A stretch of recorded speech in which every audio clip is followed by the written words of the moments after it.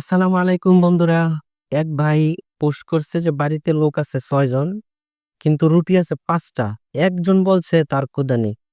আসলে এই লোকটা কে? কে হতে পারে লোকটা? কে হতে পারে আপনি একটু কমেন্টে বলে যান। তারপর আসুন দেখে যাই কে বলতে হইতে পারে। সবাই সাক্ষী দিছে যে কে লোকটা হতে পারে। কমেন্টের মধ্যে দেখি যে মূলত প্রত্যেকটা কমেন্টেই লেখছে যে মা। কিন্তু আমারও মনে ছিল মা। আপনাদের মনে কি ছিল তা কমেন্টে জানায় যাবেন। আসলে মা ছাড়া পৃথিবীতে আর কেউই কথা বলতে পারবে না। ৬ জনের মধ্যে যদি একজন মা থাকে তাহলে ওই মাই বলতে পারবে যে আমার ক্ষুধা নেই। এ মা ছাড়া আর অন্য কেউ বলতে পারবে না যে আমার ক্ষুধা নেই। মাই একমাত্র দুঃখ বোঝে। আর কেউ বোঝে না পৃথিবীতে। মাই একমাত্র স্বার্থ ছাড়া। নয়তো পৃথিবীর সবাই স্বার্থওয়ালা। ধন্যবাদ সবাইকে।